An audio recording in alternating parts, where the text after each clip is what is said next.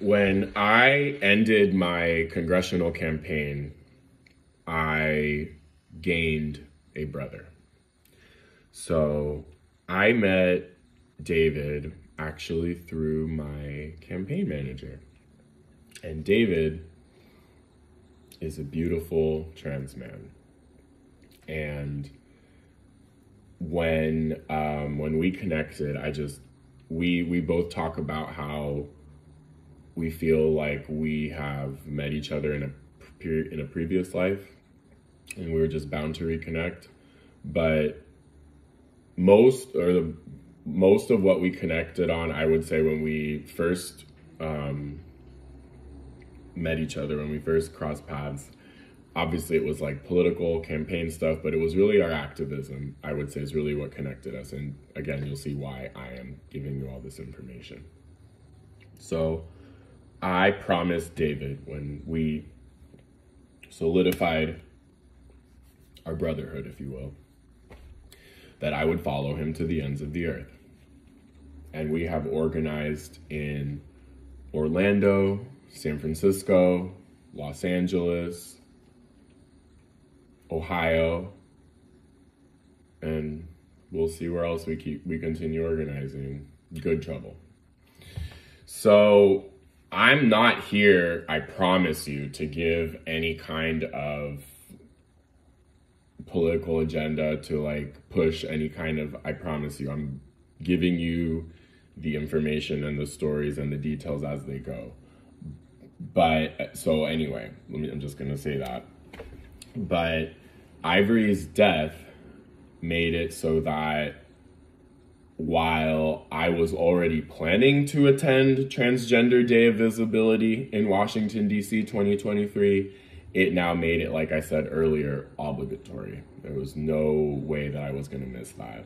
So we were actually organizing with a more local group, and that's all I will say to protect everybody's privacy, to have a rally in front of the Supreme Court.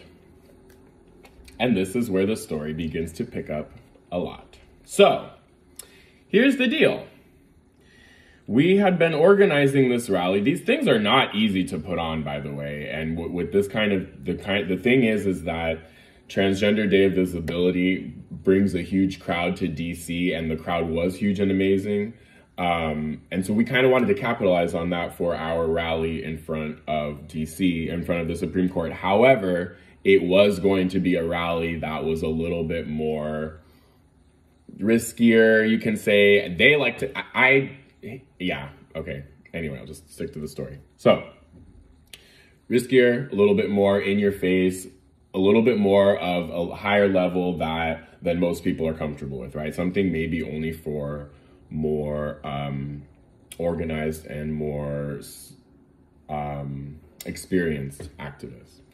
So, and this is Washington, D.C. You also have to realize, so, right, within comfort levels, etc., within reason. So anyway, I would not, I'm bringing all that up to say is that I would normally not make 2 trips to DC in the same month. I don't got money like that yet.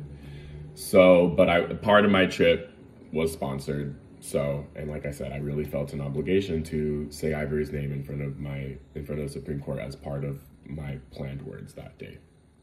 So we attracted the attention of some right-wing bigots, some very, very, very, very, very incredible, hateful people. And I'm going to summarize this part, not again to protect everyone's privacy, but also I don't want to attract any of that attention here.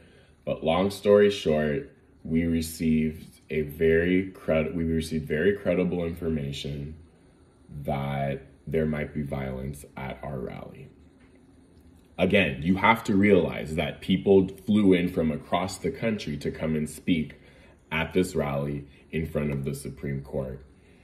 And due to the information that we got, we made the incredibly, incredibly, incredibly difficult decision to cancel the rally at the last minute. Now, you have to realize that because we canceled the rally pretty much at the last minute, it was a very, very, very incredibly difficult decision to make. And that's all I'll say. Because it was so last minute, we knew that there were going to be people who perhaps did not hear the news and that were going to show up anyway. And we took it upon ourselves to warn those people. In other words, to show up, to turn people away, because all of our safety was at risk. Okay. We attracted the attention of some really, really hateful people who unfortunately do have large followings, and the FBI stopped a shooter in a city.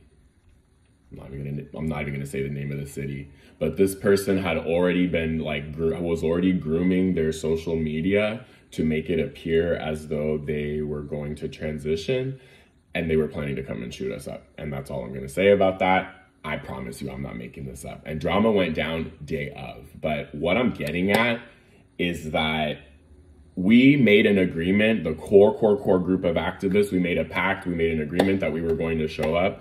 The thing is, we had no idea what was waiting for us, and we fully realized and decided, taking on this risk and responsibility, that we might not come back home that night, that evening, that afternoon. We might not make it back alive.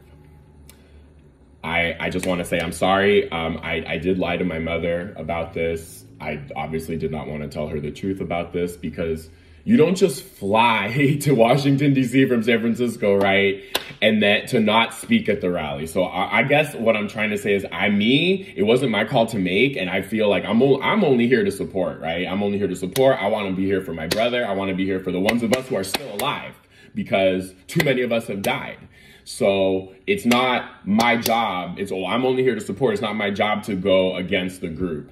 But y'all, I wanted to speak. I'm not going to lie. I'm not going to sit here and act like I didn't want to speak. But you also have to realize, due to the nature of the action, we were going to go by some people's homes, theoretically, be on the way to the Supreme Court. So when I tell you that me and my brother David, who were splitting the Airbnb, had no idea what was waiting for us that morning. And I remember the day of the action, the day of the rally, the planned day, because it's already been canceled. We're trying as hard to get the word out, but we still got to show up. And I'm not even going to give most of the details. Y'all can go look those up. I'm going to tell you only what's important to the story, because again, there is a reason why I'm telling you all this, I promise. So I remember me and my brother get up. Like, we don't say a word to each other. We don't say a word. We don't know what's waiting for us. But yeah. So anyway, we get ready to go. We leave. It's early in the morning. We go to meet our group of activists, and we meet up at a park. We meet up at a park close by, and we all the energy is the same. Like, we have no idea what the fuck is waiting for us. And we're going to meet up at this location. It is sprinkling that morning, which we took as a good sign, right? That's going to mean people are hopefully not going to show up. And we spread ourselves out. So everybody had partners, everybody had location points. Again, we're organized. We're not just a bunch of idiots not knowing what we're doing. So we had everybody strategically placed and organized at different spots, depending on level of risk. I will not expand on that because it's confidential. But I know that me, my brother David, and then our other friend, we're going to call him Josh. The three of us were put together. And so me, Josh, and I felt like our job was really to protect David, who we felt was the most at risk. So that morning, after we all split up, so we decided to keep watch. So we went to the Capitol to go hide afterwards. But first, I remember we actually did go to the Supreme Court. We actually went to the back to do our own little thing. So a group of J6ers showed up in a truck at the Supreme Court. This has all been documented. And then some other shit went down with some literal fucking Nazis who came up with a big ass banner, okay? I'm not going to expand more on that. Y'all could go look that shit up. But some real shit went down. People were seriously planning to hurt us. And I feel so lucky that I made it out of there alive. I'm not going to give more details. But I do remember that at one point we went to the back of the Supreme Court, and I had words that I had planned to say. Like, I wanted to say my girl's name, right? Say her name, Ivory Nicole Smith. So I said what I had planned to say, even if it was just the three of us. I don't know if this guy was a J6er, fit the demographic, if you know what I mean. But this guy kind of saw us, and then he started following us for a couple blocks. And I remember we kept looking back, and at some point he determined that we were part of the trans rights rally, and he started yelling at us. And we just got out of there because he wasn't going to chase us. But when I tell you that this was one of the scariest events of my entire life, like, I'm only giving y'all half of the details because not only to protect everybody's privacy who was involved in this, but it's also like, again, I can't believe the shit that went down that day. But just to wrap the story up, and mind you, and to give you the reasons why I even bring this up, let me describe the rest of the scene to you. So at one point, you know, we felt like we successfully turned everybody away. Again, it's now closer to, you know, 3 p.m. And also David had invited quite a few people to come and speak, prominent people. So we felt like we had to like, you know, not just turn them away, but somewhat entertain them, right? So we were doing that. And my anxiety is sky high, right? Because as far as I'm concerned, we just narrowly avoided getting shot up by crazy people. So at one point, or after all of this, finally, David and I are walking back to our Airbnb, and I just remember we're holding hands, and I just remember I start crying. I start crying like about 3 blocks, and I don't give a fuck who's looking. I'm just so happy to be alive. I'm in DC with my brother, and we're fucking alive, and we're not hurt, okay? Because I had a vision of some really scary shit, and I'm so glad that what happened in the vision did not actually happen in real life. So here's the deal. When we got back, mind you, I've been texting Peter throughout this entire trip because we had not yet seen each other in person, but we were texting. So this is absolutely still honeymoon phase, right? I'm still like so excited. And I was also still referring to, or had begun referring to him as my boyfriend. So I have lots of distinct memories of me going out to the alleyway of our Airbnb or the front steps to go smoke my weed because I don't drink, California sober. And normally I wouldn't even bring up, you know, other things. But because of the shit that went down on this trip and the stress that it caused, I have no problem admitting that, yep, I had plenty of times where I went out to the alleyway, went out to the steps, went out to out front to go text my boyfriend. And then, again, consuming and showing him the killer rats. I remember like sending him pictures and videos of these insane rats that they have in DC. So here's the last detail that I'm gonna give.